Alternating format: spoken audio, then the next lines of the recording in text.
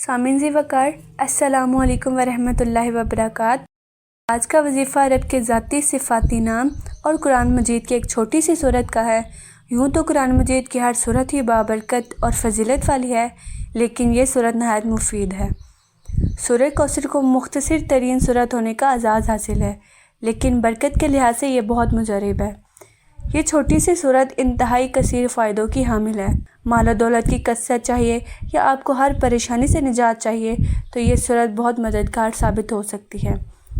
اس کے لیے اس تحریر کو آخر تک ضرور پڑھیں، انشاءاللہ فائدہ ہوگا۔ سورہ کوثر مکی صورت ہے۔ یہ صورت جب نبی کریم صلی اللہ علیہ وسلم پر نازل ہوئی تو آپ منبر پر تشریف لائے ہوئے تھے اور آپ نے بسم اللہ پڑھ کر صحابہ کرام کو سورہ کوثر پڑھ کے سنائی۔ اس صورت میں اللہ پاک نے آپ کو مخاطب کیا ہے اور اس صورت کو آپ صلی اللہ علیہ وسلم نے انتہائی مشکلات میں پڑھا ہے اور اس میں حوض کوثر کا بھی ذکر ہے۔ صحابہ نے فرمایا، یا رسول اللہ صلی اللہ علیہ وسلم، یہ کیا ہے؟ تو آپ نے فرمایا کہ یہ ایک نہر ہے جو دودھ سے زیادہ سفید ہے۔ کوثر ایک جنت میں نہر ہے جو پیغمبر سے تعلق رکھتی ہے اور جس سے مومنین جنت میں جاتے وقت سیراب ہوں گے۔ ترجمہ: اے محبوب، بے شک ہم نے آپ کو بے شمار خوبیاں عطا فرمائیں، تو اپنے رب کے لیے نماز پڑھو اور قربانی کرو، بے شک جو آپ کا دشمن ہے وہی ہر خیر سے محروم ہے۔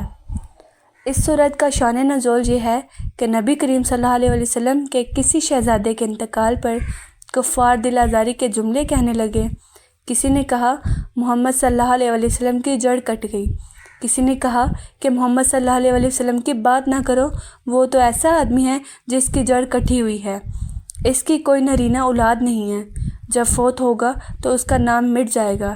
ان کفار کے جواب میں اللہ پاک نے اپنے پیارے نبی حضرت محمد صلی اللہ علیہ وسلم کی تسلی کے لیے یہ صورت نازل فرمائی کہ اے حبیب، ان لوگوں کی باتوں پر رنجیدہ نہ ہو، بلکہ ہمارے فضل و کرم پر نظر رکھے کہ ہم نے آپ کو بے شمار خوبیوں اور نعمتوں سے مالا مال فرمایا ہے، لہٰذا آپ ان کے شکرانے میں نماز پڑھیں اور قربانی کریں، اور جہاں تک آپ کے دشمنوں کا تعلق ہے تو انہی کی جڑ کٹی ہوئی ہے اور یہی ہر خیر سے محروم ہیں۔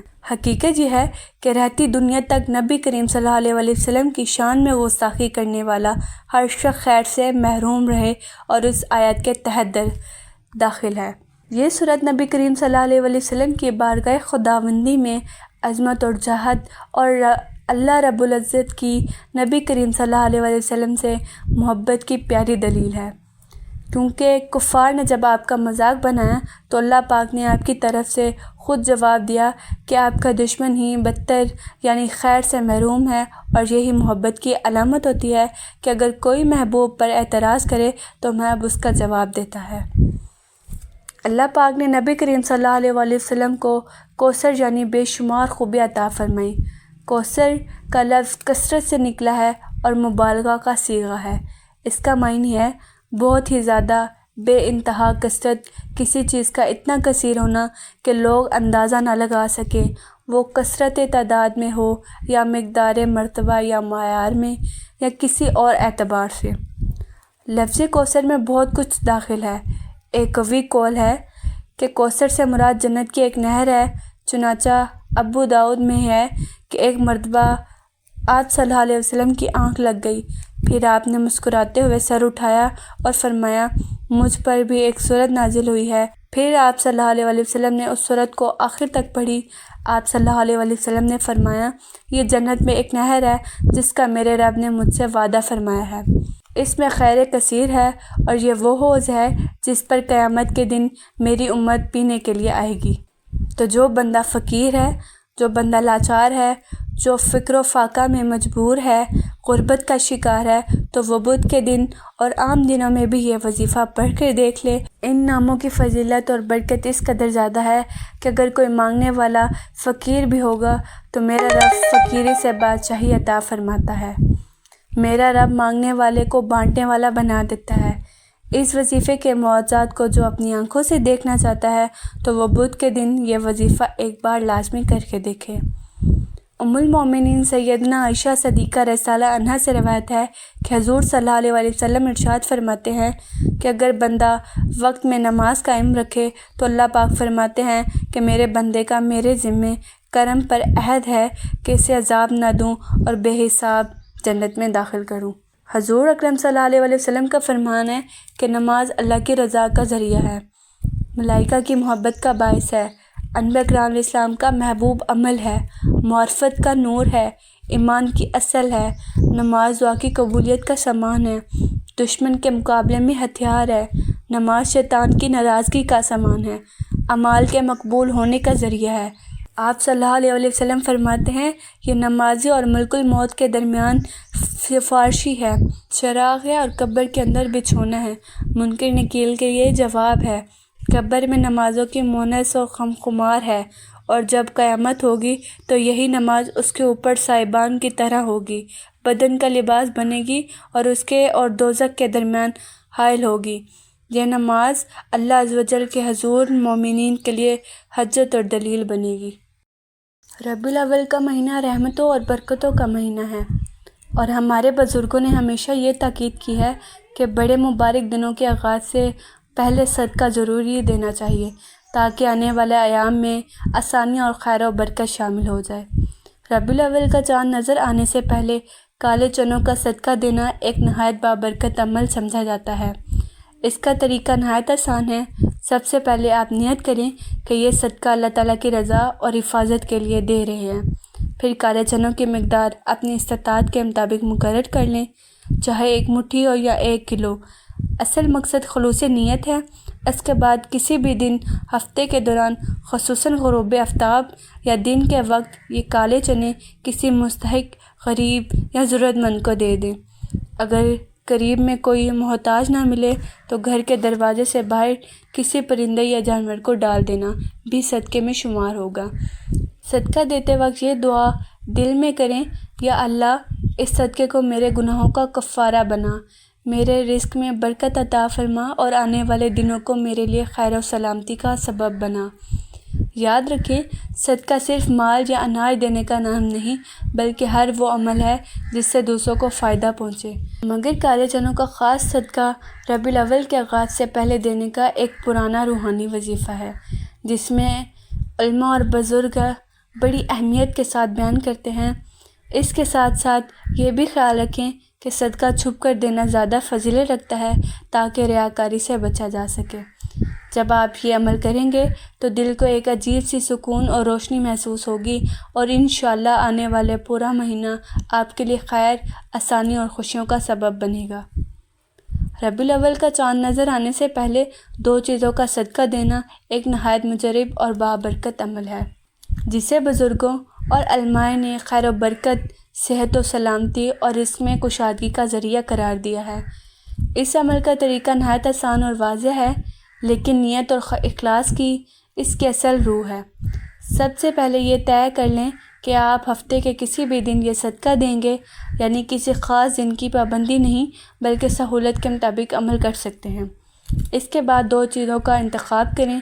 عام طور پر بزرگان دین نے کالے چنے اور گڑ یا آٹا اور چینی یا چاول اور دال کو مناسب قرار دیا ہے، لیکن اصل مقصد ضرورت مند کو فائدہ پہنچانا ہے، اس لیے اپنی استطاعت کے مطابق کوئی بھی 2 چیزیں منتخب کی جا سکتی ہیں۔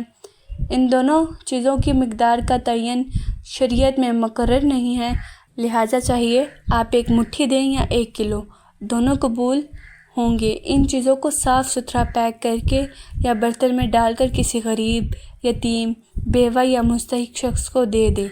اگر قریب میں کوئی مستحق میسر نہ ہو تو ان چیزوں کو پرندوں یا جانوروں کے سامنے ڈال دینا بھی صدقے میں شمار ہوگا۔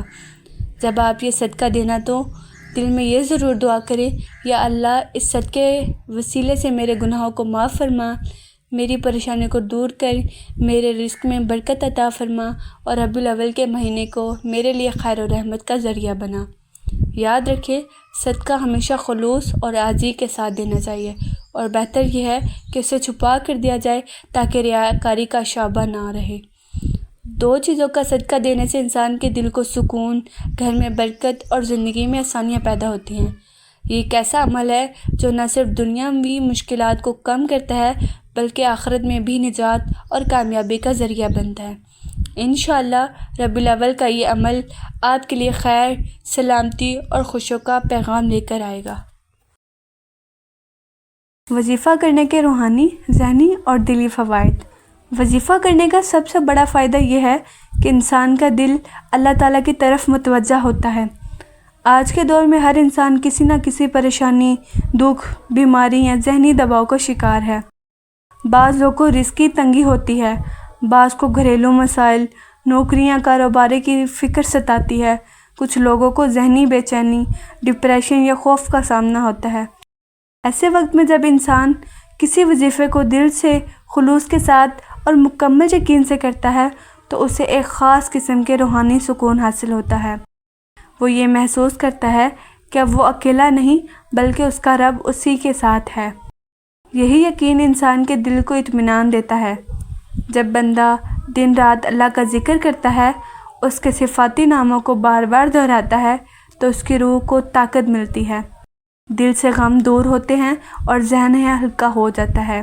وظیفہ انسان کو صبر، شکر اور قناعت جیسی خوبیاں سکھاتا ہے۔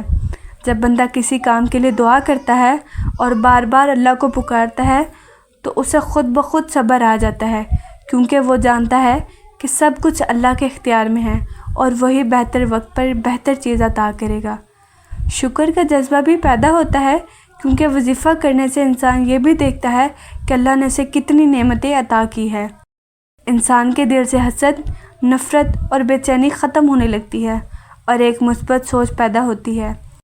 یہ سب باتیں صرف روحانی فائدے نہیں بلکہ انسان کی مجموعی شخصیت اور کردار پر بھی اچھا اثر ڈالتی ہے۔ وہ زیادہ بردبار، نرم دل، پر امید اور محنتی بن جاتا ہے۔ وظیفے کے دنیاوی فائدے اور زندگی میں بہتری لانے والا عمل۔ وظیفہ کرنے کے دنیاوی فائدے بھی بہت ہیں۔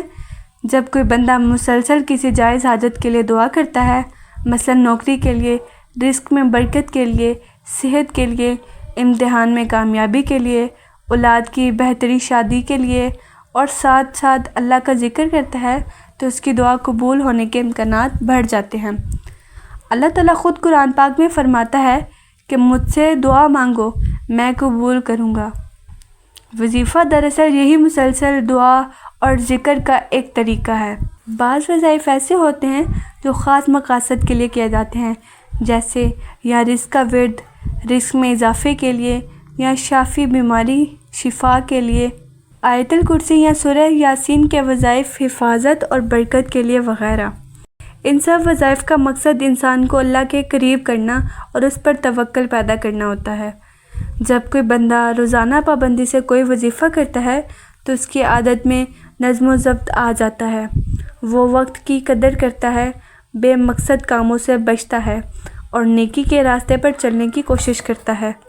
وظائف کرنے والا بندہ خود بخود گناہوں سے بچنے لگتا ہے، کیونکہ اس کا دل اللہ کی یاد میں مشغول ہوتا ہے۔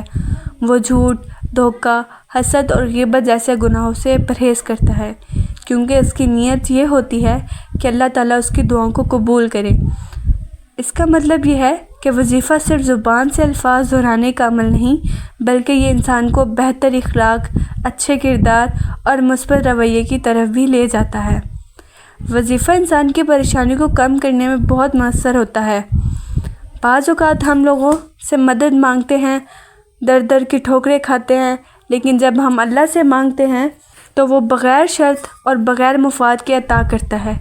یہی وجہ ہے کہ جو لوگ وظائف کو اپنی زندگی کا حصہ بنا لیتے ہیں وہ چھوٹی بڑی پریشانیوں سے گھبراتے نہیں، بلکہ صبر اور دعا کے ذریعے ان کا سامنا کرتے ہیں۔ ان کے دل میں اللہ پر یقین اور بھروسہ پیدا ہو جاتا ہے، جو کہ ایک مومن کی سب سے بڑی طاقت ہوتی ہے۔ وظیفہ کرنا صرف ایک عبادت یا رسم نہیں، بلکہ یہ انسان کی زندگی میں ایک مثبت تبدیلی لاتا ہے۔ یہ عمل ہمیں اللہ سے جوڑتا ہے، ہماری روح کو سکون دیتا ہے، ہمارے دل کو مضبوط بناتا ہے اور ہمیں زندگی کی مشکلات کا سامنا کرنے کے قابل بناتا ہے۔ جو لوگ اخلاص، یقین اور پابندی کے ساتھ وظائف کرتے ہیں وہ دنیا اور آخرت دونوں میں فائدہ پاتے ہیں۔ اس لیے ہمیں بھی چاہیے کہ ہم روزانہ کچھ وقت نکال کے ذکر اللہ اور وظائف کے لیے نکالیں۔ اسی لیے ہمیں بھی چاہیے کہ ہم روزانہ کچھ وقت اللہ کے ذکر اور وظائف کے لیے نکالیں تاکہ ہماری زندگی بہتر ہو، ہمارا رشتہ اپنے خالق کے ساتھ مضبوط سے مضبوط تر ہوتا جائے۔